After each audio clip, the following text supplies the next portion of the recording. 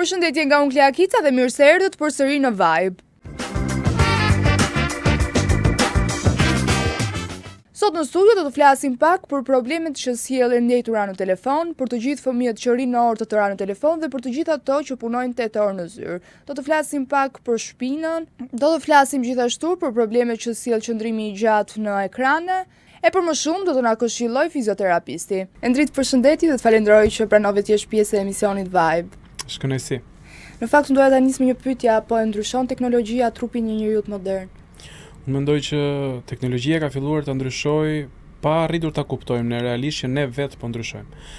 5 apo 7 vjeçari fundit ka qenë një ndryshim konstant i problematikave të posturës dhe mënyrës së qëndrimit, ku njerëzit fillojnë të arrijnë të kuptojnë veten e tyre nëpërmjet fotove ose dhe shqetësimeve të cilat janë të ndryshme, siç janë shqetësimet muskuloskeletike. Por nga ana estetike ne jemi gjatë gjithë kohës duke evoluar drejt një posture jo fort të bukur. Fëmijët po rrinë gjatë gjithë kohës, gjatë gjithë kohës, rrinë me orë të tëra në telefon, kompjuter, tablet. Çfarë pasojash kanë në posturën e tyre?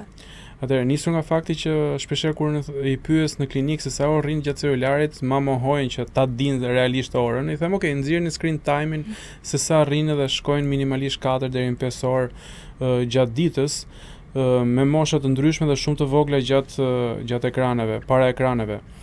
Nga bashkëbisedimet që kam me mjek të ndryshëm siç janë dhe okulistët, kanë një sugjerim që ekranet duhet përdorur afërsisht rreth 30 minuta gjatë ditës. Pra, çfarëdo lloj ekrani, duke futur televizorin, tabletet dhe celularet, por është afërsisht 30 minuta gjatë ditës. Të mendojmë që një fëmijë një moshe 8 deri në 12 vjeç arrin të përdori ekranet më shumë se 3-4 orë gjatë ditës, le të themi që është një drogë e heshtur e cila po dëmton jo vetëm pjesën e shikimit, por edhe inteligjencën e tyre, por edhe pjesën e posturës.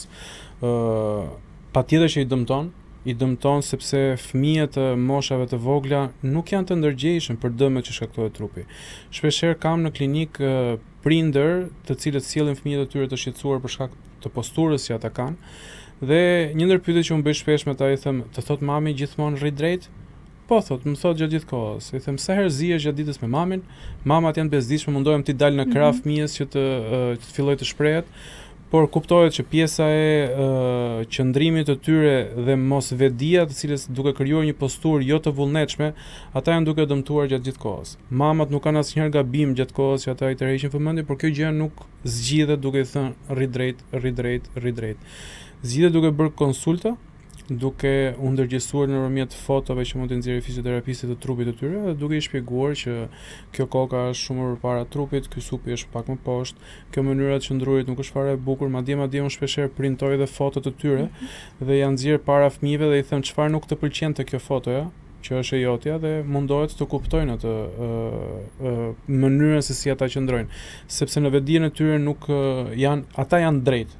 Dhe kjo gjë duhet filluar ndërgjegjësimi duke i bërë të punojnë bashkë me prindërit në mënyra të ndryshme për ta futur trupin më shumë në lëvizje. Edhe shmangjen duke i futur bashkëpunimin me prindër apo me bashkëmoshatarë të tjerë, patjetër që në tillë mënyrë fillon edhe shmanget dëshira për rrjetet sociale apo për ekranet apo për YouTube-in. Kështu që mundohemi t'i largojmë nga një botë të cilat ata janë zhytur edhe duke i sjell drejt një aktiviteti më fizik. A është koka e ulur gjatë gjithë kohës në telefon një problem real apo thjesht një problem estetik? Unë mendoj që është një problem real, sepse njerëzit po përplasen rrugës me shtyllat edhe me njerëz të tjerë. Ne duke parë veten time shpeshherë kap veten në ato pak metra që bëj në këmbë, kap veten gjatë gjithë kohës duke shkruar. Edhe po të rrish vetëm të vëzhgosh në një qendër tregtare, do shikosh që shumica janë gjatë gjithë kohës me kokën ulur në celular duke pritur gratë jashtë që bëjnë shopping, ose njerëz të cilët gjatë gjithë kohës shkruajnë edhe ecin dhe nuk e kanë mendje fare çfarë ndodh rreth tyre. Unë mendoj që nuk është një problem estetik, nis si një problem estetik, por është një problem shumë i dëmshëm për pjesën e qafës. Në çfarë moshe fillojnë dëmtimet nga postura? Vazhdojnë nga fëmijët në moshën 6-10 vjeç? Le të themi që mosha në cilën ne duhet fillojmë të bëjmë konsultat e para është mosha 9-12 vjeç, por vitet e fundit kam parë fëmijë edhe të mosha më të vogla, kryesisht fëmijë të cilët janë pak mbi peshë. Fëmijët të cilët janë pak mbi peshë fillojnë prishjen e posturës ose keq qëndrimin edhe në mosha më të vogla, le të themi në mosha 6 apo 7 vjeç, sepse prishin strukturat e trupit dhe fillojnë edhe keq shkelin, gjunjët bashkohen me njëra tjetrën, këmbët mund të kenë pak më të hapura, legeni lëviz në një mënyrë rrotulluese sikur ata po bëjnë lëvizje të vështira deri tek krusja përpara dhe të gungat estetike që dalin mbrapa qafës. Pra, le të themi që mosha 8 deri në 12 vjeç është mosha më ideale për të marrë konsultat e para dhe për të vazhduar konsultën çdo vit për problemet muskuloskeletike. Apo shohim sot tek fëmijët probleme që kemi parë dikur tek më të rriturit, ashtu si dhimbje qafe, fund shpine? Nuk është e njëjti trend ose e njëjta përqindje njerëzish, do të them vetëm një përqindje e cilët një grup moshë të cilën e kanë vënë re. Në vitet e mia të para të punës, persona të cilët kishin probleme të qafës dhe diagnostikoheshin me një qafë të drejtë në grafi, ishin të grup moshës 16, 17 e sipër. Dhe sot ne gjejmë fëmijë dhe të cilët kanë të njëjtat simptoma me adoleshentët të cilët sapo fillojnë punën, ose të them grup moshën tjetër, të cilët më përpara njerëzit të cilët dhimbjet e para muskuloskeletike mund t'i hasin gjatë kohës që fillonin punërat e para, pra nga bankat e shkollës mund të fillonin punën e parë të tyre dhe trupi përshtatet me këto ndryshime. Tashmë të tilla problematike i ke tek 10-12 vjeçarët. Pra kemi një ulje të grup moshave dhe problematikave në mënyrë drastike në një kohë shumë të shkurtër. Dhe ka shumë raste të cilat ne nuk po arrim ta kuptojmë që kjo gjë është duke ndodhur. Çfarë duhet bërë për ta parandaluar? Aktivitet fizik. Aktiviteti fizik është një ndër të vetmet mënyra për të eliminuar të gjithë problematikat të cilat ne jemi duke ja shkaktuar vetes. Aktiviteti fizik do të ndihmojë që trupi të jetë gjatë kohës në lëvizje, të jetë gjatë kohës fleksibël, fëmijët të jenë sa më shumë të koordinuar në lëvizjet që bëjnë, sepse sot shoh shumë fëmijë të cilët nuk e kanë një koordinim të mirë, i largojnë ndaj veseve të këqija, ndaj ekraneve, pafund gjëra të cilat mund të bëjnë edhe argëtime. Unë gjatë gjithë kohës në këshillat e mia them që mjafton vetëm 10 deri në 15 minuta argëtim vetëm me prindin brenda mureve të shtëpisë, pra me mjete rrethanore, nuk është nevojë me bë sporte të cilat patjetër që të hanë kohë dhe të harxojnë nga ana monetare. Por ka mjaftueshëm gjëra, lojra popullore të cilat fëmijët mund të bëjnë në përditshmërinë e tyre. Për të hapur një temë tjetër ku shpeshherë diskutohet problemi i çantave të shkollës, të cilat janë goxha të rënda, dëmtojnë pjesën e trupit, dëmtojnë pjesën e qafës. Kjo është një problematikë e cilën nuk e kemi vetëm në Shqipëri, e kanë shumë vende dhe është evidentuar që pesha e çantës është shumë herë më e madhe se ajo e lejuara, që është diçka të 10 deri në 15% të peshës trupore. Por nuk është gjetur në asnjë lloj studimi një lidhje direkte ndërmjet deformimeve të kolonës dhe çantës. Dhe gjithë theksi vendoset tek mungesa e aktivitetit fizik. Pra, nëse këta fëmijë do kishin një aktivitet fizik më të lartë, do ishin shumë herë më të përgatitur për të mbajtur çantat e tyre, po flasim brenda përqindjes së lejuar, por do ishin shumë herë më të përgatitur për mos të kërkuar. 10 deri në 15% të peshës trupore. Kjo është pesha e lejuar e çantave. Çdo peshë më shumë se 10% që i peshës tyre trupore është një peshë e cila dashur pa dashur është duke shkaktuar një problem muskular tek ata. Fillon ai problem muskular dhe nesër mund të përkthehet në një problem skeletik. Ti po flisje për prindrit që mund të bëjnë lojra popullore me fëmijët e tyre, por kemi edhe nga ato prindër që shpesh i lejnë në telefon dhe thonë çfarë po i bën telefonash ai? Çfarë do t'ju thotë t'ju? Nuk të mbyllet goja, nuk di se çfarë të thuash në tilla raste, por problemi është që unë mendoj që duhet ndërgjegjësuar prindrit e radh parë, pastaj fëmijët. Dhe shpeshherë kur kam konsulta të kësaj natyre, 5 minutë apo 10 minutë që i parë bisedash është patjetër me prindrit për të kuptuar nëse ky prind që kërkon nga fëmia e tij të rrisë sa më drejt, çfarë është duke bërë, sepse unë shpesh në pyetjet e mia kur është çfarë problemi ke, kam një keq qëndrim, nuk më pëlqen mënyra si mbaj qafën, kam një dhimbje. Pyetja tjetër pastaj është sa kohë ke me këtë problem? Kam më shumë se 2-3 vite. Çfarë ke bërë në këto 2-3 vite? Asgjë. Pra, konstatimi që kanë prindrit apo dhe fëmijët në problemet e tyre është një neglizhencë shumë e madhe për të pritur 2-3 vite për të konsultuar me një specialist të fushës për të marrë këshillat e duhur. Celulari ka dëmet e veta dhe pak më parë thash që disa nga okulistët që unë kam folur e krahasojnë atë me llojin e drogave, pra shkaktohen problematika në trurin edhe në zhvillimin e fëmijës që janë të barabarta me substancat narkotike nëse kalohet kjo lloj mase e lejuar. Unë mendoj që fëmijët nuk duhen privuar nga të rejat e shkencës, por patjetër që duhen limituar. Dhe bashkarisht bashkë me prindin duhet të luftojnë që të krijojnë një kohë për çfarë lloj gjëje. Kohë për pjesën e ekraneve, kohë për ushqimin e shëndetshëm dhe kohë për aktivitetin muskuloskeletik i cili do jetë shumë i rëndësishëm për zhvillimin e tij nesër pas nesër. A kanë vazhduar prindit të ndërgjegjësohen për këtë gjë? Unë them që prindrit janë më të merakosur, por nuk mund të them dot që janë të ndërgjegjësuar dhe e dinë se çfarë rreziku i kanoset fëmijëve të tyre. Por le të themi që janë më të shqetësuar, sidomos prindërit e rinj, sepse rrjetet sociale, media ka bërë të vetën të cilat ata shikojnë gjatë gjithë kohës. Më përpara nuk e kam pasur këtë informacion. Jo më larg se sot un kam pas vetëm 3 vizita nga prindërit të cilët kishin dëgjuar mesazhet e mia nëpër media. Dhe kjo gjëja ka filluar të tërheqë vëmendjen dhe patjetër kanë vendosur të bëjnë konsultat e tyre të para. Por që mendoj se do jetë gjatë gjithë kohës në rritjen ndërgjegjësimi i prindërve për të bërë vizitat e mundshme fëmijëve, por shoh një ngërç pas kësaj vizite. Çfarë duhet bërë me fëmijët? Pra nëse ti jep këshilla që fëmia duhet të shkojë drejt një aktiviteti fizik, justifikimet janë të mëdha. Është larg, është trafik, nuk di, nuk kam asgjë afër. Jo, po ky djali nuk e pëlqen notin, edhe ngelen vetëm me një disiplinë. Një ndër këshillat që jap shpeshherë është që fëmijët duhet ndryshojnë sa më shumë disiplina të munden.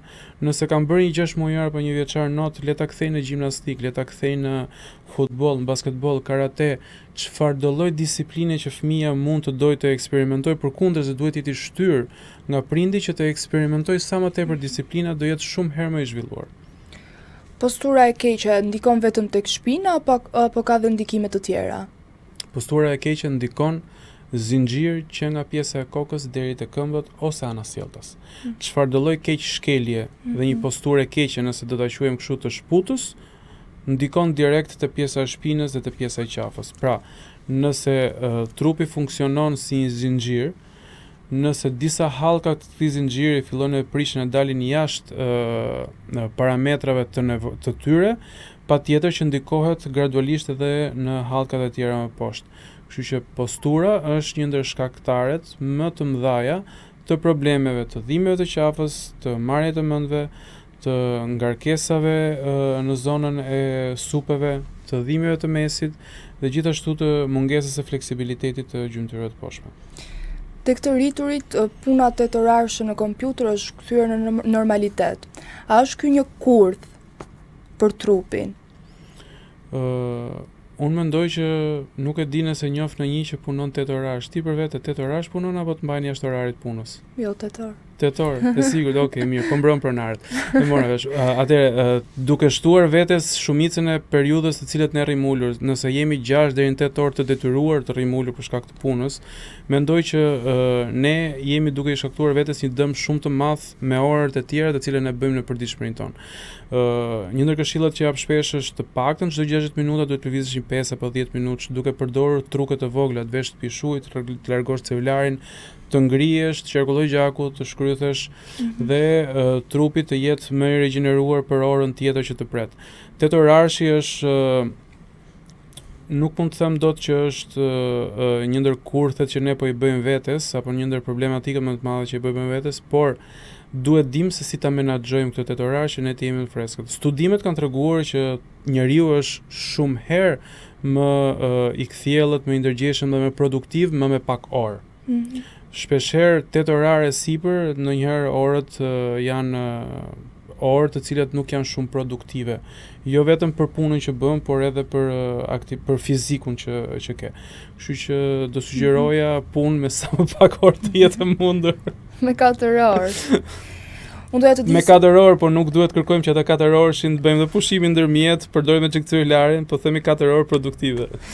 Unë doja të di se cilat janë shenjat e para që jep teknologjia dhe kur janë këto shenja që duhet të shqetësohemi, cilat janë shenja që duhet të shqetësohemi. Dhe unë do të ndryshoja çik pyetjen tënde, do bëj sikur më pyete, ç'a do ndodhi me trupin e njeriut pas disa vitesh. Po të pyesim se ç'a do ndodhi me trupin e njeriut, vazhdojnë ka hulumtime apo ndoshta e ke në skaletë dhe ta bëra pyetjen para kohë. Mendoj që në shumë vite nëse paragjykojmë se si do jetë trupi, më themi që fizikisht trupi i njeriut do jetë i prirur ndaj një qafe të drejtë të çuar përpara. Edhe kjo është ndër shenjat që ne po kemi dhe duhet ta bëj krahasimin e tanishëm me atë më vonsh edhe duke lidhur me pyetjen që ti më bëre. Supet e kthyer nga brenda. Është menduar që pas 3000 vjetësh të kemi një prototip njeriu ku brylli do jetë i kthyer 90 gradë ndaj gjërave që prek ndaj ekraneve, gishtat në formën e kthetrave dhe trupi i njeriut i krusur përpara. Pra, kjo është tipologjia e personit të cilët është menduar që do bëhet pas shumë vitesh nëse ne vazhdojmë në këtë mënyrë. Ashtu siç ka hamendësime që njeriu do evolojë shumë dhe duke evoluar shumë ndaj nevojave që do lindin në përditshmërinë e tyre, le të themi që është menduar që do kemi një person i cili do jetë me 4 gishta të këmbës. Gishti i fundit i këmbës ka dalë jashtë përdorimit nëpërmjet atleteve dhe këpucëve të cilët ne po veshim. Ai e ka humbur totalisht funksionin biomekanik të tij. Dhe mendohet që nesër pas nesër do kemi një person i cili do jetë me 4 gishta, do kemi persona të cilët do kenë një masë truri më të vogël, sepse edhe kjo ka filluar të bëhet në vitet e fundit, nëse lexohet se çfarë kanë thënë studimet, kuptohet që truri në masi mendohet që është reduktuar, sepse ka zona të trurit të cilat nuk futen në punë për shkak të celularëve, kompjuterit të cilat krijojnë atë memorien që më parë e krijonte truri. Pra, vetëm 2 detaje nga ana fizike të cilat nesër pas nesër ne mund të kemi një person të tillë. Ashtu siç nuk është e çuditshme që një e ardhme mund të na presë ndërmjet një personi robotik me një person biologjik, ku inkorporohen qipe të ndryshme në persona, të cilët mund të ndryshojnë pa fund pjesën e ndryshimit të personit e të së ardhmes. A mund të korrigjohet një posturë e keqe apo mësohet trupi me atë lloj pozicioni? Postura modifikohet pothuajse sa herë që neve të kemi mundësi ta modifikojmë. Me kalimin e kohës, postura mund të ndryshojë qoftë edhe për shkak të ndryshimit të motit, për shkak të emocioneve që ne kemi. Dhe postura është shpesh herë ndryshueshme nga shumë faktorë të jashtëm. Por ne kemi të pamundur të ndryshojmë fakturën nëse problemi është real, pra është një problem kockor skeletik, i cili mund të na ndikojë në problemet e posturës që ne kemi. Ndërsa nëse kemi një problem postural, ajo është shumë në dorën tonë për të ndryshuar. Dhe duhet ta kthejmë në përditshmëri që postura jo e ndërgjegjshme të kthehet në një posturë të ndërgjegjshme. Çfarë gabimesh bëjnë më shpesh njerëzit kur kanë dhimbje qafe apo dhimbje mesi? Do më kaloj vetë. Kjo është ndër gjërat të cilat njerëzit shpeshherë mendojnë se kjo gjë do kalojë. Shpeshherë këshillat janë që pas një periudhe të caktuar kohore, nëse dhimbja nuk kalon, patjetër që duhet të marrim një këshill me mjekun specialist. Pirja gjatë gjithë kohës e ilaçeve për të mundur dhimbjen ato 6 apo 8 orë të efektit të ilaçit nuk është zgjidhja më e mirë e mundshme. Shpeshherë kemi dhimbje të cilat kalojnë me lëvizshmëri, edhe regjimi i shtratit është i kundër indikuar. Prandaj është e nevojshme që në hapat e para brenda 24 apo 48 orëve të para, nëse dhimbja është shqetësuese dhe ne duhet të pyesim veten se çfarë shkallë dhimbje është duke na përshkruar nga 1 te 10 dhe duhet të kuptojmë nëse kjo shkallë dhimbjeve sot ka qenë 4 dhe nesër po bëhet 6, atëherë është koha të cilët ne duhet të konsultohemi me mjekun. Nëse dje ka qenë 6 dhe sot është 4 dhe është duke reduktuar, atëherë mund të jetë një dhimbje e cila mund të jetë momentale si pasojë një lëvizje apo një ngërçi muskular ose të një dehidratimi, le të themi, e cila gradualisht mund të kalojë. Por dhimbjet të cilat zgjasin më shumë se ç'duhet, pra zgjasin më tepër se 24 orë dhe të prishin cilësinë e jetesës, janë dhimbje të cilat duhen konsultuar me mjekun specialist. Nëse do të jepni 3 rregulla të arta për familjet në epokën digjitale për të shpëtuar qafën, shpinën dhe posturën e keqe, cilat do ishin? Ato që ne sa po folëm, ulja e minutazhit të rrjet të ekraneve, bërja e aktiviteteve fizike sa më shumë të jetë e nevojshme dhe e treta, bashkëbisedimi me fëmijët për rëndësinë e këtyre gjërave. Lidhja e tyre të treja me njëra tjetrën me patjetër që do ta bëj fëmijët më të ndërgjegjshëm. Duhet të them një shembull, nuk e di nëse kemi kohën e përshtatshme apo jo. Ishim për një projekt mbi deformimet e kolonës në një shkollë 9-vjeçare dhe njëri nga fëmijët i cili ishte një ndër fëmijët i cili nuk po bashkëpunonte për të kryer orën e fizikulturës, por në pamje dukesh një fëmijë më i madh se të tjerët, dukesh pak më i shnetshëm se të tjerët dhe ne menduam që ishte një ndër ata persona të cilët nuk do ishte kurrë bashkëpunues sepse dukesh një menefergis shumë i madh për moshën që kishte. Dhe më afrohet edhe më thotë, "Çfarë jemi duke bërë këtu?" I thash, "Ne vim nga spitali, po bëjmë disa studime mbi deformimet e kolonës, duhet të shikojmë sepse kjo gjëja nesër pastaj mund të përkthehet në dhimbje." Unë kam menduar shpesh që nuk jam në rregull nga kolona. A mundem unë thotë të bëj një vizitë? Po thash me kënaqësi patjetër. Zhvishet, e shohim dhe pasi vishet thotë faleminderit, thotë vetëm do prisni pak këtu thotë sepse gjithë klasa tani do vi thotë të bëj vizitën dhe të betohem ka marrë gjithë çunat e klasës dhe i ka thënë keni nevojë për të bërë këtë vizitën, hajdeni me mua sepse këta janë doktorët, këta vinë nga spitali, zhvishuni, mos keni turp, bëheni këtë vizitë sepse ju duhet dhe ai ka qenë promotori më i mirë i klasës për t'i bërë ata të tjerët të bindeshin që të bënin vizitën, sepse kishin ato ndrojtjet e tyre për të hequr bluzën fillimisht. Dhe ajo klasë ishte një ndër klasat me më shumë numra të cilat ne bëm vizita. Pra, në momentin që ne bashkëbisedojmë edhe e bindim që kjo gjëja ka të bëjë me benefitet të padukshme momentalisht, patjetër që njerëzit fillojnë të bashkëbisedojnë me fëmijët, bashkëbisedojnë me njëri tjetrin dhe do jetë shumë herë më produktive në të ardhmen. Tani unë të thash më parë që unë rrit 8 orë në punë, ulur në zyrë, si unë dhe shumë të tjerë mbase dhe më shumë. A mund të na tregosh disa ushtrime që mund të bëjmë? Nga momenti që mund të rrim ulur, atëherë duhet mund të bëjmë bashkë disa veprime të vogla, të shkojmë sa më afër karrigës në cilën ne jemi pa u mbështetur dhe të kuptojmë se çfarë dëmi ka bërë trupi jon, duke e lëshuar veten të gjithë mbrapa dhe duke ardhur deri në një posturë shumë herë më korrekte. Pra, bërja e kësaj lëvizje njeh shumë më mirë në detaje dhe kush janë limitet e trupit për të qëndruar në fund. Dhe këshilla kryesore është që shpina duhet të jetë sa më e mbështetur deri në fund që trupi të rrisë sa më drejt. Një ndër lëvizjet e tjera që mund të jenë janë rrotullimet e shpatallave dhe të supeve shumë ngadalë.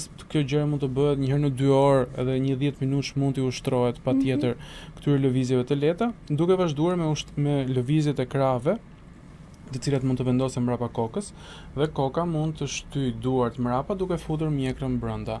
Dhe në tillë pozicion duke hapur dhe brylat deri në maksimum që të shtrihet komplet pjesa e muskujve të kraharorit dhe pjesa e shtytjes së mbrapa të kokës të qarshit duarve bën të mundur zgjatjen e muskujve të kokës.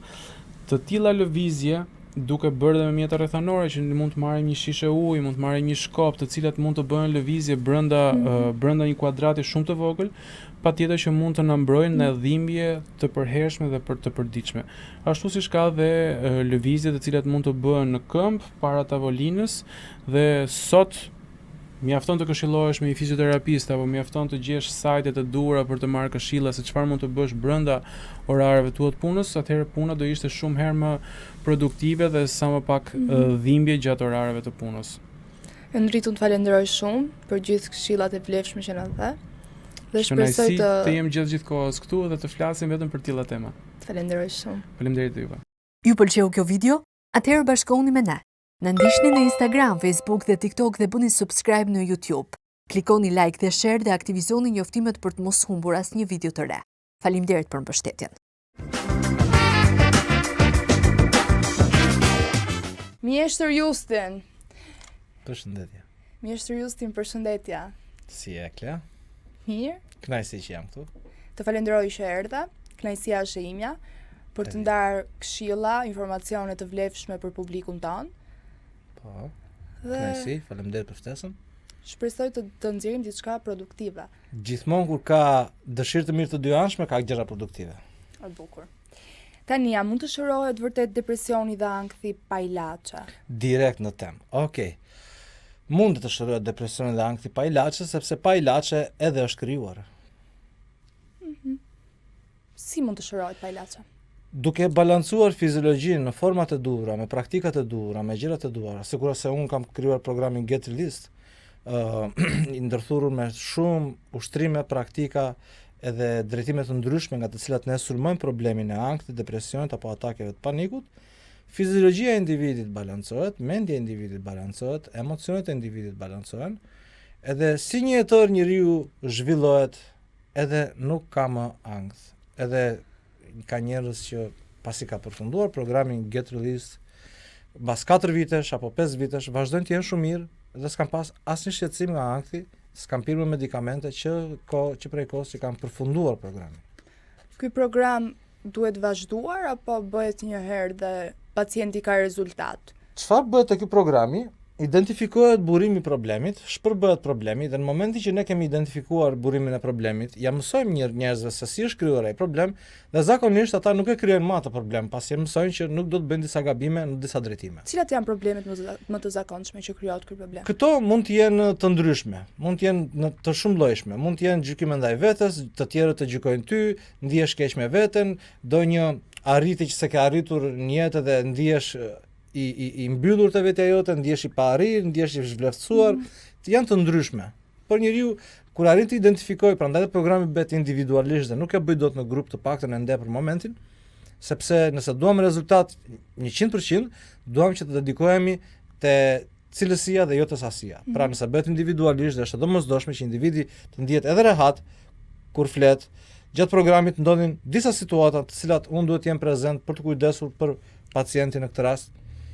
Kështu që është e rëndësishme të bëhet në mënyrë individuale, edhe pasi personi kalon këto probleme, i mëson, ai do ketë mësuar dhe një sër praktikash që ai mund t'i bëjë dhe vetë, nëse në të ardhmen do ketë një shqetësim të vogël minimal me ankthin apo atake paniku, gjë që s'besoj, por ai menjëherë rregullon vetë pa nevojën time në këtë rast, se ka mësuar shumë gjëra gjatë programit. Ku është kufiri mes një trishtimi të përkohshëm dhe depresionit ku kërkon ndihmë profesionale? Çdo herë kur ti ke probleme me depresionin emocionale, gjithmonë duhet të shkosh te psikiatri apo psikologu për konsultim. Nuk do të mjaftonte, sigurisht që edhe të unë do mund të vinte dikush, por është e rëndësishme që mos e hedhin poshtë punën e tyre, sepse edhe ata ndihmojnë në shumë raste shumë të vështira këta njerëz. Tani këto limitet e ku fillon depresioni edhe ku është thjesht mërzitje, nëse njeriu ti bëhet një situatë që i rrit tërkohës në kokë, edhe nuk e largon dot, edhe ka të vështirë ta largoj, aty është pika ku ai duhet të fillojë të merret dhe ta shikojë në aspektin seriozisht, në aspektin e shëndetit të tij. Apo i ngatërojmë sot lodhjen, bëshllëkun, stresin që kalojmë gjatë ditës, me depresionin? Të gjithë njerëzit në jetë kalojnë ankth dhe depresion, kjo është e pashmangshme, por disa njerëz e kalojnë në faza më të avancuara, disa në faza më të vogla. Në momentin që ajo bëhet një gjë e theksuar, duhet urgjentisht të merresh me atë. Sigurisht nëse bën një program natyral, do ishte gjëja e parë më e mira sepse nuk i fut ilaçe me efekte anësore të trupit dhe e zgjidh atë në mënyrë natyrale, sepse ashtu si e krijove ti atë, ashtu dhe mund ta largosh po prap ti, por duhet si tham mekanizmat edhe praktikat e duhura. Në këtë formë njeriu kalon, sidoqoftë duhet gjithmonë të japi rëndësi mendjes, ne shqiptarët dua ta theksoj pak, e kemi të vështirë të japim rëndësi mendjes, sepse mendojmë që ne i dim të gjitha, apo mendojmë që ne jemi më të zgjuarit. Gjithë secili nga njerëzit në Shqipëri mendon se është më i zgjuar nga të gjithë. Kështu që atë arrogancë ndaj jetës do ta largojmë dhe të kujdesemi për jetën përpara se të ndodhin problemet. Jo kur vemi te problemi, te buza greminës, tani të kujdesemi për jetën tonë. Por përpara asaj ti mundesh të fillosh meditimin transcendental, edhe asnjë nga këto probleme nuk shfaqet. Pra, nëpër shkolla do ishte mirë, nëpër punë do ishte mirë njerëzit të meditojnë përpara se të fillojnë ditën e tyre, 2 herë në ditë nga 20 minuta, nuk i kushton asnjë gjë. Asnjëriu madje i rrit jetës cilësitë në çdo aspekt nëse e bën paraprakisht dhe i parandalon këto probleme. Te meditimi do ndalemi pastaj, por unë doja të di se çfarë i ndodh trupit dhe mendjes kur një person ka ankth të përditshëm.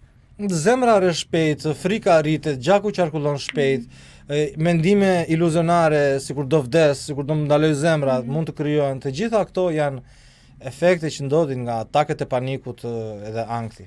Pse disa njerëz duket sikur janë okay nga jashtë, por brenda vetes kanë një luftë të përditshme. Sepse janë njerëz që kanë të vështirë të shprehin emocionet e tyre, kanë të vështirë të shprehin ndjenjat e tyre, sepse ndoshta janë ndjerë të gjykuar gjithmonë edhe mendon se duhet të jesh perfekt, edhe po të thuash diçka që është njerëzore do ta marrin si dobësi.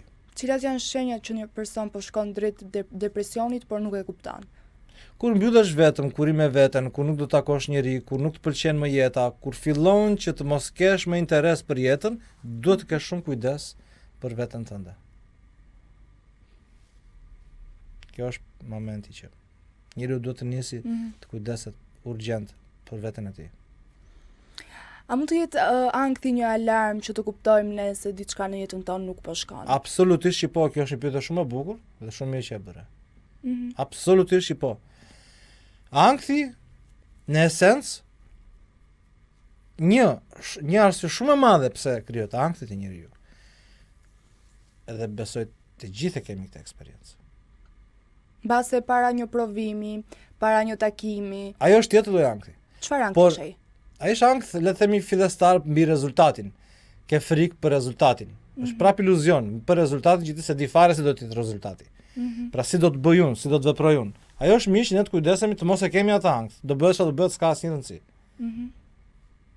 Kështu që mirë, po këto ankthet që janë në një fjalë të avancuara dhe kanë një kohë të gjatë që ka personi, me siguri ka diçka brenda tij të cilën ai e bën dhe është e kundërt me natyrën e tij. Bën diçka me zor. Aty krijohet ankthi. Aty ankthi është sinjal që po thotë hey plako. Diçka s'po bën si duhet, edhe kjo që po bën nuk është për ty. Po para ndjenja mund të quhet një formë ankthi kur ti mund të ndjesh diçka, apo thjesht është imponimi i trunit që ja bën ti. Të po futesh pak thellë. Para ndjenja sigurisht që mund të jetë një mesazh nga hapësira ku ne jetojmë mbi një situatë të caktuar, mund të kemi një merak për një gjë, por shpesh herë mund të jetë thjesht iluzion, mendim i gabuar që diçka e keqe do të ndodhi, gjë e cila ndodh shpesh kur ti ke ankth. Pra duhet të identifikosh mirë nëse është parandinjë apo vjen si pasojë e ankthit. Sepse nëse ke probleme me ankthin e të vjen kjo ideja parandinjës, me shumë gjasa mund të jetë edhe një gënjeshtër e krijuar nga ty. Gënjen veten, sikur është parandinjë, ndërkohë që është thjesht frikë e krijuar nga dyshimet, frikrat që ty të janë krijuar gjatë jetës tënde. Sa ndikojnë marrëdhëniet toksike, presioni familjar në gjendjen tonë në ankth? Ndikojnë shumë. Ne nuk është mirë njeriu të ri me njerëz të cilët vazhdimisht e kritikojnë, vazhdimisht e gjykojnë.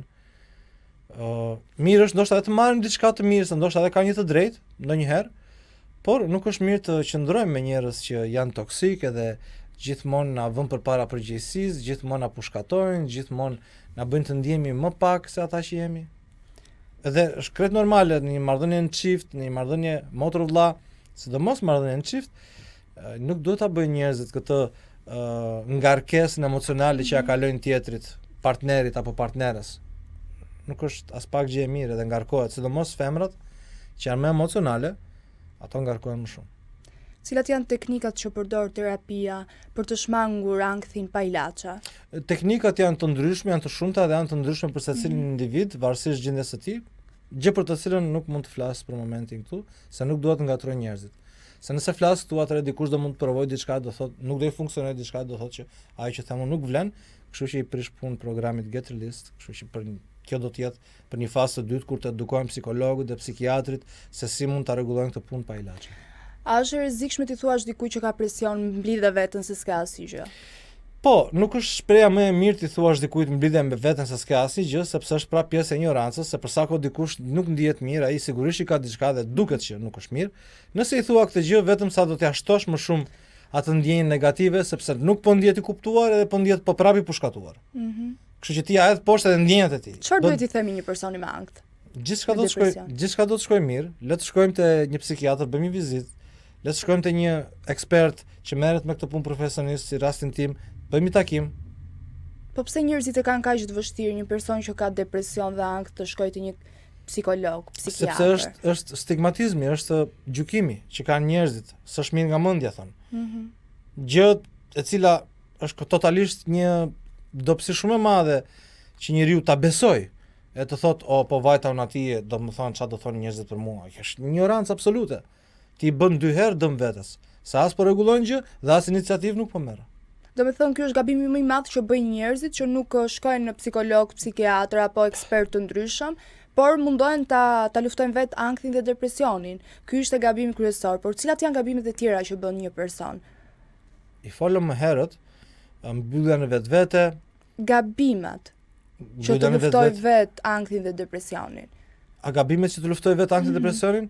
Të mendoj se do e kaloj me kohën, të mendoj se po të bëj palestër do të largohet, të mendoj që unë jam mjaftueshëm i fortë edhe kjo do të largohet vetë.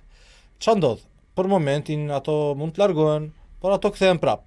Duke u kthyer prap, ato prap të bëjnë të mendosh shumë gjëra, tani prap mund të qetësohet dhe prap mund të kthehen. Mirë po kjo të merr shumë energji, shumë kohë, edhe gjitha ajo kohë që ke harxuar duke munduar të bësh këto monologjet me veten tënde për ta zgjidhur, është një kohë e humbur kot. Pse do të ndodhi kjo kur thjesht mund të zgjidhet për punë muajsh?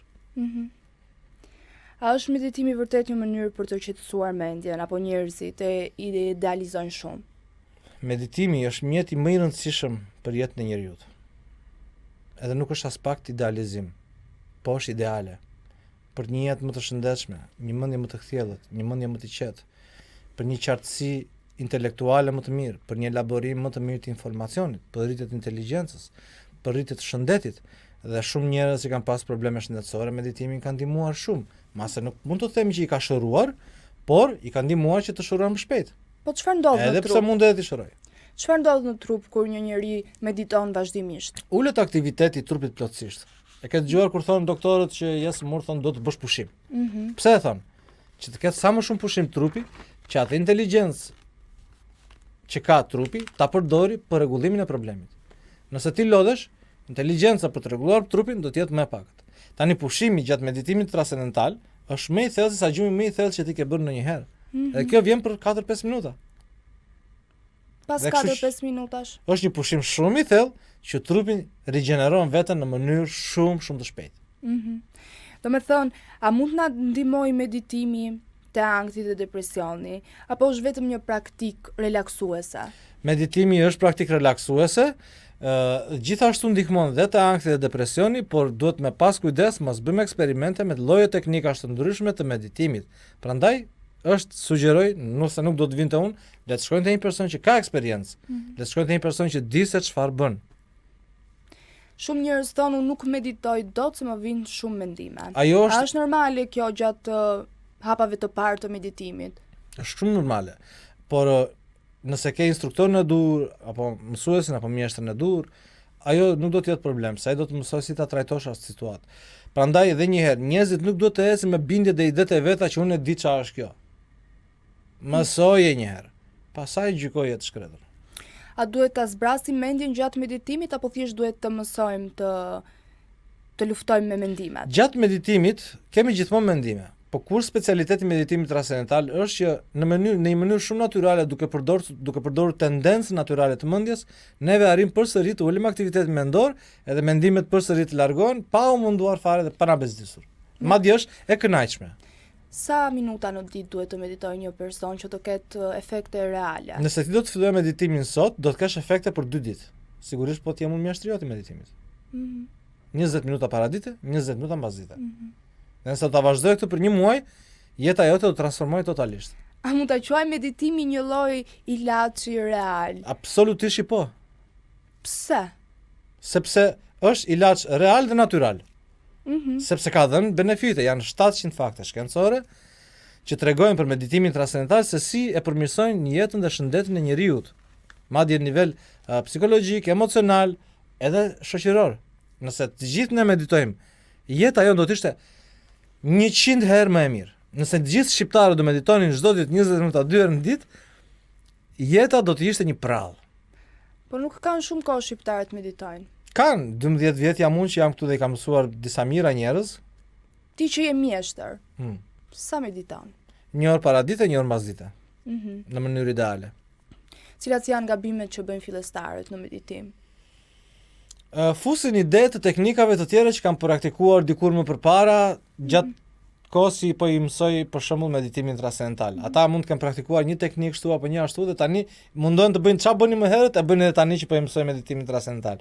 E bëjnë këtë gjë. Prandaj njerëzit që nuk kanë praktikuar fare meditim transcendental asnjëherë, ata e mësojnë më mirë nga të gjithë sepse nuk e ngatrojnë veten me gjëra të tjera. A mund të meditosh dhe pa mbyllur syt? Mundesh, absolutisht. Prandaj ekzistojnë teknika mindfulness apo teknika të ndryshme. Po nëse nuk Unë meditoj edhe pa mbyllur syt. Nëse je në një ambient të papërshtatshëm.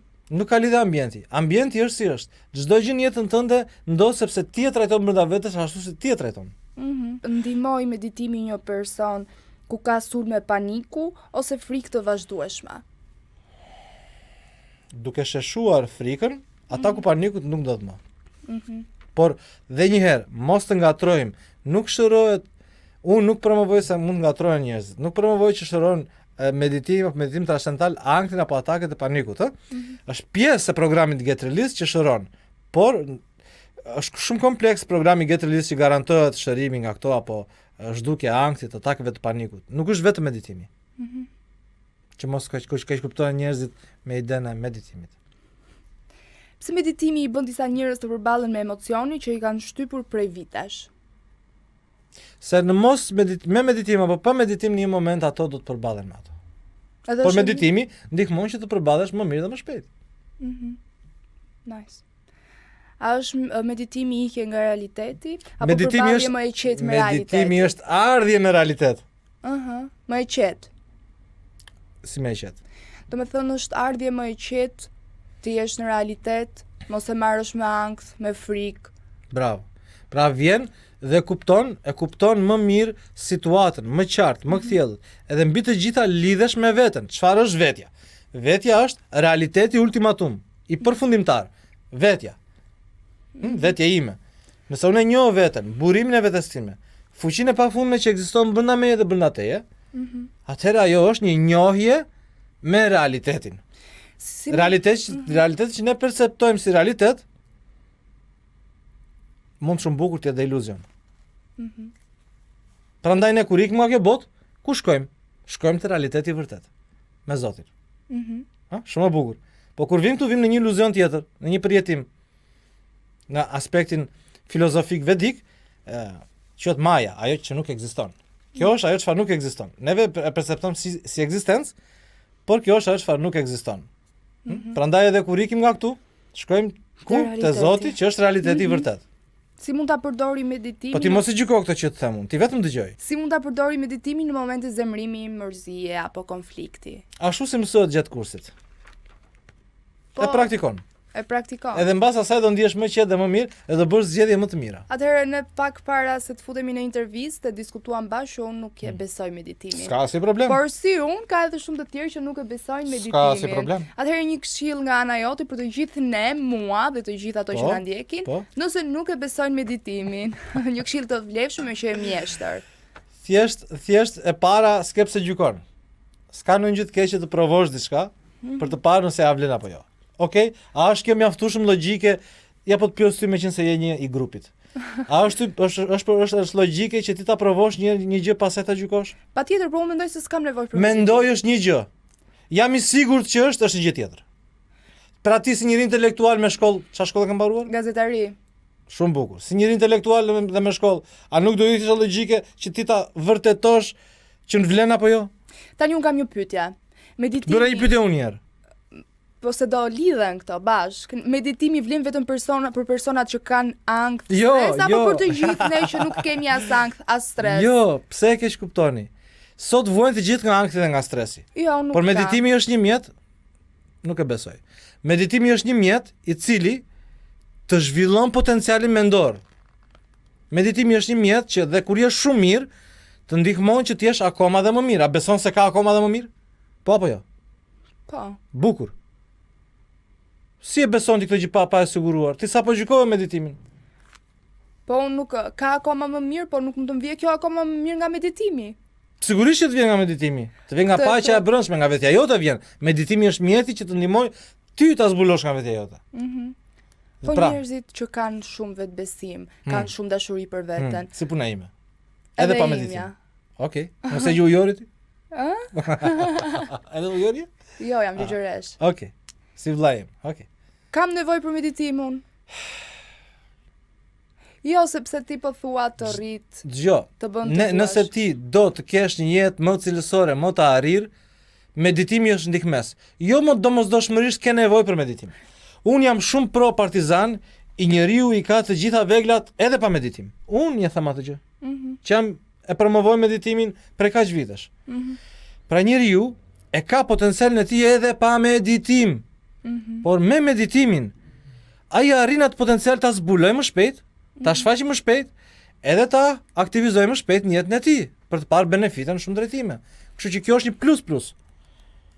Unë mund të jem shumë mirë, nëse meditoj, do jem edhe më mirë. Meditimi ka lidhje me manifestimin? Absolutisht që po, sepse duke praktikuar meditimin apo meditim transcendental, do thoya që është teknika më e fortë, më e mira. Ajo tregojnë disa kamera të cilat shikojnë aurën e personit, energjinë rreth trupit të njeriu, e shikojnë se si gjallërohet një aura shumë e madhe kur dikush fillon të transcendoj. Çfarë është ajo? Çfarë? Pikërisht ajo është energjia e individit që gjallërohet kur ai lidhet me kë? Me burimin, me veten, me paqen absolute. Pra, kemi dhe fakte fizike që po na e vërtetojnë që diçka ndodh kur ne meditojmë. A nuk jemi kurioz të shkojmë çfarë është kjo energji që krijojmë neve kur meditojmë? A nuk jemi kurioz? A je kurioze? Jo. Nëse je shumë e limituar te materializmi, s'do jesh asnjëherë. Mbase, nuk i dihet. Unë ta thash më parë që unë nuk Atëherë je shumë e limituar te niveli i prekshëm i jetës.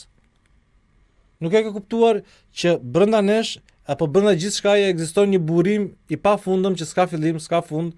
E kanë gjetur dhe shkencëtarët, edhe Einstein i thotë të njëjtën gjë nëse futesh shumë thellë në një shkencë saktuar dhe zbulon brenda saj çfarë ka, nivele atom, subatom, elektron e tjera me radhë, ti zbulon një gjendje boshe të ekzistencës, gati për të prodhuar gjithçka. Do me thënë unë Fusha duhet të vakume, nis meditimin. vacuum state. Unë duhet të nis meditimin. Jo, nuk duhet të nisësh asnjë gjë. Ti duhet të bësh atë çfarë ti do të bësh. Ti e bën vetëm nëse do meditimin. Të falenderoj shumë. Hajde, faleminderit. Okej, unë nëse do ta bëj meditimin thjesht për kuriozitet. Po, Çfarë do m'japi meditimi mua? do t'i japi një paqe më të mirë gjatë ditës, një kthjellësi më të mirë, një inteligjencë më të mirë, një gjendje emocionale më të lartë. Një reflektim më të bukur. Do të shijosh kafen kur e pi në mëngjes 3 herë më shumë se sa e shijon kur e pi tani. Falenderoj shumë, ishte kënaqësi. Kesh sigurt. Shumë faleminderit. Edhe ti. E tani është koha të flasim me lokopedën për të gjithë fëmijët. Elisa, përshëndetje dhe të falenderoj që pranove të jesh pjesë e emisionit Vibe dhe të japësh shumë këshilla për të gjithë prindrit e ri apo që kanë dyshimet në fëmijët e tyre.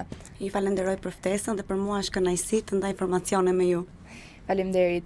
Elisa, nis zhvillimi të folurit që në muajt e parë të jetës edhe kur fëmia nuk dinë ende të thotë asnjë fjalë. Po, patjetër, përpara fëmia të fillojë të flas, fillon të kuptoj. Mënyra se si e shpreh një fosh, një 0-6 muajsh, është me vokalizime. Në përgjithësi përdor zanore A, E, U, I dhe ndërkohë prindrit e ndihmojnë në momentin që e imitojnë pas ti. Pra nëse fëmia bën A, do bëj dhe prindi sërish të njëjtën gjë. Duhet të kemi parasysh që prindi duhet të luaj shumë me mimikat, me gjestet, me tingujt. Sa më shumë të luaj me tingujt, me shprehinë e fytyrës, sa më interesante të bëj tingujt, aq më shumë dhe aq më stimull i japim fëmijës që të thotë sa më shpejt fjalët e para. Dua të di se nga 0 në 6 muaj, çfarë duhet bëj prindi me fëmijën, me foshnjën? Ti këndoj, ti flas, apo të thot këto tinguj që i bën fëmia? Atëherë, prindi me fëmijën duhet të komunikoj gjatë gjithë kohës. Pra, është duke i veshur çorape, do themi, mami po vesh çorapet, çorapet, pra do t'i këndoj këngët, siç janë për shembull Qingji vogël, që janë më të përdorshme, dhe të përpiqet të imitoj tingujt e kafshëve. Pra zakonisht fëmia përpara se të thotë fjalët e para bën imitimet e kafshëve, sepse kanë akoma më të lehtë, pasi është kombinimi i buzoreve me zanoret. A është e vërtet që sa më shumë t'i flasim foshnjës, është më shumë i ndërtojmë trurin dhe gjuhën? Po, sa më shumë të komunikojmë, sa më shumë të ndërveprojmë, të kemi një ndërveprim në mënyrë aktive dhe jo në mënyrë pasive, aq më shumë e ndihmojmë fëmijën tek pjesa e të kuptuarit dhe tek pjesa e të folurit, gjë që reflektohet në moshën 1 vjeçare dhe sipër saj. Në muajt 6-12, cilat janë shenjat që tregojnë se fëmia po zhvillon komunikimin normalisht, belbuzimin, kontakti me sy, kthimi i kokës kur e therasin? Po, patjetër. Fëmia 6 deri në 12 muajsh reagon ndaj emrit, ka të qeshurën sociale, reagon ndaj mjedisit rrethues, kërkon të ndërveproj me familjarët e tij, por duhet kemi parasysh që kemi edhe fëmijë të cilët, ose më saktë foshnjë, të cilët janë pak të tërhequr dhe kjo nuk duhet të na tromb. Nëse fëmia ndërvepron me familjarët, me mamin, me babin, nëse fëmia reagon ndaj emrit, atëherë këto janë faktorët kyç për të treguar që fëmia është duke kuptuar dhe shumë shpejt do kemi fjalët e para. Gjithsesi do të kemi parasysh që në 6 deri në 12 muajsh fillojnë belbëzimet. Pra, nga vokalizimet që ishim fillojmë tek belbëzimet, që janë ma, ba, da. Duhet kemi parasysh edhe një gjë tjetër që 10 deri në 12 muajsh mund të kemi fjalë të para që janë 1 deri në 3 fjalë. Por nuk duhet të shqetësohemi edhe nëse nuk i kemi, sepse kjo është edhe në bazë të fëmijëve. Atëherë ti thej që nuk duhet të shqetësohemi dhe nëse nuk ka belbozime dhe ti përgjigjet emri, domethënë duke kthyer kokën apo buzëqeshje, reagime të tipit të ndryshme kur e thrasin familjarët. Jo. Kur duhet të shqetësohemi? Jo, e kisha në kuptimin nuk duhet të shqetësohemi nëse nuk kemi numër fjalësh 1 deri në 3.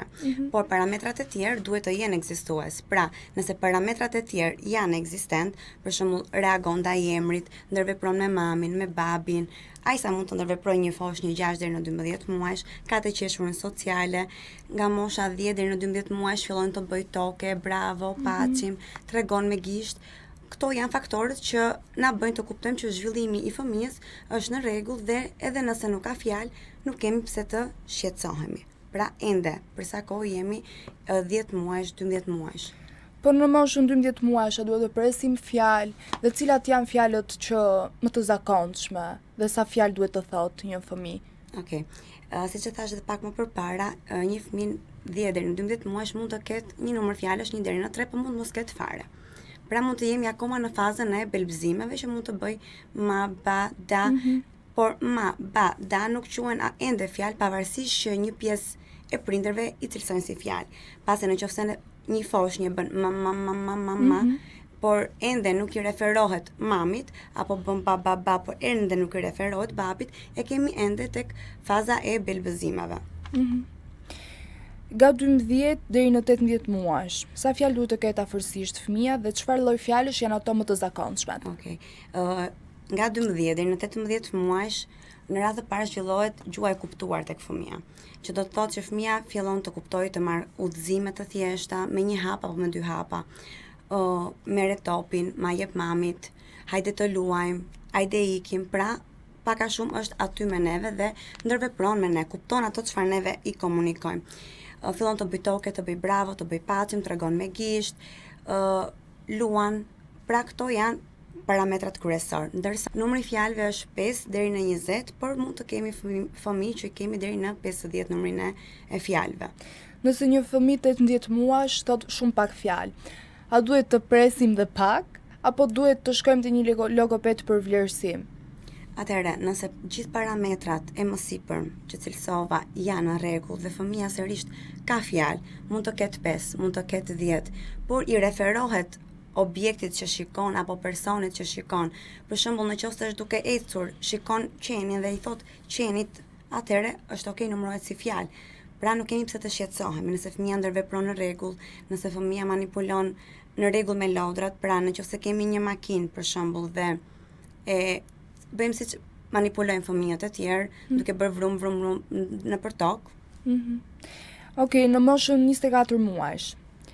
Sa fjalë pritet të ketë një fëmijë? Domethënë, a duhet të lidh 2 fjalë, për shembull mami ujë ose dua topin? Atëherë, në moshën 18 deri në 24 muajsh fillon komunikimi në mënyrë telegrafike.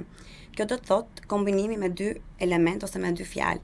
Mami topi, mami ujë, mami loja, mami ikim, ose mund të cilësoj normalisht edhe babin, sepse cilësova vetëm mamin. Mami. Po zakonisht mamin janë ato që Por pra është mosha 18 deri në 24 muaj që fillon komunikimi me 2 element. Por duhet kemi parasysh dhe një gjë, që jo të gjithë fëmijët e kanë të njëjtën mënyrë zhvillimi. Pra ka fëmijë të cilët të zhvillohet pjesa e kuptuarit shumë herë më shumë se sa pjesa e fjalëve. Por nëse të gjithë parametrat janë okay, vazhdojmë të rrethojmë bisedën rreth të kuptuarit, atëherë nuk kemi pse të shqetësohemi. Pra, mjafton që fëmia të kuptojë, të ketë një numër fjalësh, sepse nëse fëmia është 24 muajsh dhe ende nuk ka asnjë fjalë, atëherë jemi direkt tek vonesat në të folur. Të paktën neve në profesionin tonë të logopedëve e vendosim tek vonesat në të folur. Cili është gabimi më i madh që bëjnë prindërit? Për shembull, kemi shumë prindë që ja japin ato gjë që e don fëmia direkte pa nxitur që të komunikojë apo ta kërkojë. Atëherë janë 3 komponentë të cilët e ndihmojnë fëmijën të futet tek ajo që neve themi vonesat në të folur. Është ekspozimi ndaj ekraneve, është ndërveprimi me fëmijën në mënyrë pasive dhe jo në mënyrë aktive, dhe faktorët gjenetik normalisht që kanë rol. Nëse mund të ndalem pak tek ndërveprimi në mënyrë pasive, ka të bëjë me mënyrën se si prindrit i rrisin tashmë nga mungesa e kohës fëmijën. Mundohen të plotësojnë nevojat bazë, pra të ndërveprojnë për ta ndruar, për ta ushqyer, për ta qetësuar dhe më pas i paraqesim ekranin për të ndërvepruar. Do të thonë, a e pengon të folurin fakti që fëmia qëndron shumë kohë para ekranit, po nëse edhe shikon video edukative? Po, është një nga faktorët kryesor në të cilën fëmia has vështirësinë e parë në zhvillimin gjuhësor. Përveç ekspozimit ndaj ekraneve, ta cilësojmë me orë të gjata, duhet të cilësojmë dhe ndërveprimin e prindit në mënyrë pasive. Pra, ndërvepron me fëmijën vetëm në momentet ku fëmia ka nevojat bazike, siç janë e ushqyera ose ta ndrojmë, ta lajmë, dhe më pas i ekspozojmë sërish ndaj ekraneve, atëre bëhet një dyshe e fortë ku fëmia paraqet atë që quhet vonesë në të folur. Dhe këtu nuk ka më lidhje nëse janë programe edukative apo jo. Duhet të cilësojmë që ka edhe fëmijë të cilët janë të ekspozuar ndaj ekraneve, jo me një numër shumë të madhe orësh, por sërish nuk paraqesin vonesë në të folur. Pra, jo gjithmonë ekspozimi ndaj ekraneve. Si duhet të luajë një prind me fëmijën e tij që kjo lojë t'i kthehet në komunikim dhe jo thjesht argëtim? Duhet të kemi parasysh që duhet të ndërveprojmë me fëmijën që nga mosha 0 deri në 24-36 muajsh. Pra që në këtë moment fillon aktivitetet që prindi duhet të realizojë me fëmijën. Aktivitetet e para që një prind mund të realizojë me fëmijën janë paraqitja e kartave bardhëzi, imitimi i zanoreve ose ndryshe i gugatjeve, siç i cilësojmë në gjuhën e përditshme. Pra nëse fëmia fillon të bëj gugatjet e para, nëse prindi fillon duke imituar, e ndihmon. Tjetër është pjesa e komentimit të çdo lloj veprimi që është duke realizuar.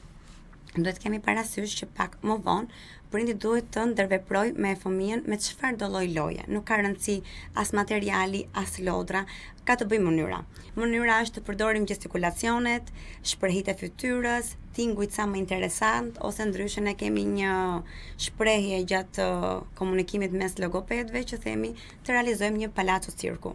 Pra, sa më palaco cirku të jemi, aq më të zhdërvjellët bëhen fëmijë dhe aq më shumë e ndihmojmë në zhvillimin e kuptuar dhe në zhvillimin gjuhësor të fëmijës. Tani për mbylljet kësaj, unë doja të di 5 sinjalet alarmante nga 0 deri në 24 muaj që tregojnë se fëmia duhet parë në logoped. Disa nga sinjalet e para apo shenja alarmi që na tregojnë që fëmia nuk po paraqet vonesë në të folur është kur nuk janë komponentat që përmenda në fillim të bisedës. Pra, nëse fëmia nuk kupton nuk merr komandat siç e përdorim në gjuhën e përditshme, ose nuk merr një udhëzim të thjeshtë, për shembull, ma jep topin ose hajde ikim, merri këpucët, pra në qoftë se fëmia nuk arrin të kuptojë se çfarë neve po i kërkojmë, edhe pse është një kërkesë e thjeshtë, në qoftë se fëmia nuk arrin të bëj toke, nuk arrin të bëj bravo, nuk arrin të bëj paçim, të tregoj me gisht drejt gjërave që kërkon, është sërish një shenjë alarmi. Një shenjë tjetër alarmi që tregon që duhet të shqetësojmë dhe të bëjmë direkt një konsult, është kur fëmia nuk reagon ndaj emrit. Fëmia fillon të reagojë ndaj emrit që në moshën 6 mujore, jo në moshën 12 apo 24 muajsh. Dhe për ta shtuar është kur fëmia mund të bëj gjuhën zhargon dhe të filloj të thot fjalë të cilat nuk janë fare në kontekst me situatën. Dhe disa elemente të tjerë të cilat janë të aspektit fizik është kur fëmia fillon të bëj flapping, të bëj ecje në majtë të gisht. Flapping është rrahja e krave si zog, e themi në gjuhën e përditshme, ecja në majtë të gishtave, tundja e kokës, shikimi periferik, por duhet kemi parasysh dhe një gjë që njëra prej këtyre që unë përmenda tani, nëse merret e izoluar, pra ecja në majtë të gishtave, por pjesët e tjera janë shumë okay, pra pjesët e kuptuarit, merrja e komandave shumë okay, por paraqet thjesht ecje në majtë të gishtave, nuk kemi pse ta cilësojmë direkt si shenjë alarmi. Shenja alarmi janë kur janë të gjitha grup. Pra në qoftë se fëmia nuk kupton, nuk ndërvepron, nuk reagon ndaj emrit, nuk kemi fjalë dhe sërish bashkohen me pjesën e aspektit fizik, siç thash janë formë stereotipish, atëherë po që janë për të shqetësuar. Elisa, të falenderoj shumë që ishe pjesë e jona dhe jam shumë e lumtur që të ndaj një njoftim me publikun ton të dashur që Elisa do të ketë rubrikën e saj në Media 60 për të këshilluar të gjithë prindrit mbase me këshilla praktike për të gjithë prindrit që po na ndjekin. Jam shumë e lumtur që do jesh pjesë e jona dhe kolegja jon tashmë. Falenderoj. Kënaqësi e madhe që të jem pjesë dhe të përpiqem të ndihmoj sa më shumë prindër bashkë me Media 60. Ja, pra kështu erdhi fundi këtij episodi, bashkë do të shihemi sërish nesër në orën 11 në Vibe. Mirupafshim. Ju pëlqeu kjo video? Atëherë bashkohuni me ne. Na ndiqni në Instagram, Facebook dhe TikTok dhe bëni subscribe në YouTube. Klikoni like dhe share dhe aktivizoni njoftimet për të mos humbur asnjë video të re. Faleminderit për mbështetjen.